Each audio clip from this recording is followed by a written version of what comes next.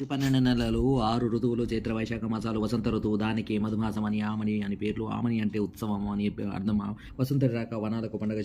శిశిరంలో మోడువాయిన తరువులకు చిగురింపజేసే అమృత స్పర్శ ఆమనిది. పుష్కరుడి కోసం పుణ్యనదుల్లో వసంతుడి రాక కోసం వనాలు ఎదురుచూస్తాయి. ఆకురాలు అడవికి ఒక ఆమని దయచేయాలన్నది వనాలకు గాఢమైన కోరిక. అడవిని ఆశాంతం సొంతం చేసుకోవడం ఆమనికి వేడుక. వనానికే కాదు అవనికి ఎంతో శోభనిస్తుంది. ఆమని ఈడొచ్చిన కోమల దేహంలోకి యుక్త వయస్సు చొరబడినంత సహజంగా జరుగుతుంది ఆ ప్రక్రియ. పరిచయానుద్రిక్త పరిరంభ సమయాన ప్రియురాలి యద చమరించినట్లు అనేది ఆ మధుమయ మృదు భావానికి విశ్వనాథ శృంగార కవితాభి వ్యక్తి.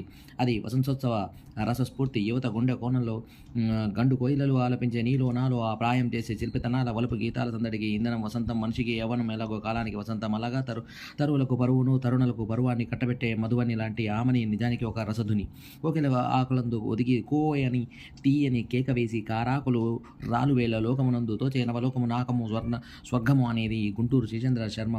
యదమువ్వల చిరు సవ్వడి వాసంతికము అంతరాంతర నిశాంత లతాంతర కాంతాకాంతము తెలతెల వారుతున్నప్పుడు లేలేత పూలు వికసిస్తుండగా వాటిపై వాలిన తుమ్మెదలకు దక్కే మకరంద మాధుర్యానికి మరో పేరు వసంతం. వంటి కాంతిమంతమైన ఊహ వేలూరి శివరామశాస్త్రి అవధానంలో అశువుగా ఊరిన తేనె ఊట. అది భట్టుమూర్తి వసుచరిత్రలో లలనాజన పాంగ పాదులు పెరిగిన తోట.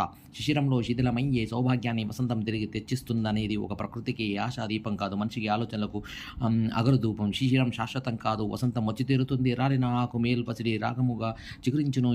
ఎండుదే రాలిన నోడు జీవ రసరమ్య శిరస్సున పైకి లేచును అన్న గరికపాటి సందేశం. వ్యక్తిత్వ వికాస పట్టంశం. మానవుల కొత్త ఆశలకు మానులు లేత చివుళ్లకు ఆమని రాక ఒక ఏరువాక. ఋతువుల్లో నేను వసంతాన్ని అన్నాడందుకే గీతాచార్యుడు. పచ్చదనం కోసం చెట్టు తపన పడినంతగా జీవితంలో వసంతాలు విరబుయ్యాలని మనిషి కోరుకోవాలి. సంస్థలు జీవలోకపు పొలముల్లో గగుర్పడగా వడి దూసి కొనంగా వచ్చి ఆమని పచ్చపు తేలి వెన్నెలలు చిలికి సంతోష పెడుతుందన్నారు చైత్రరథంలో మధునా పంతుల.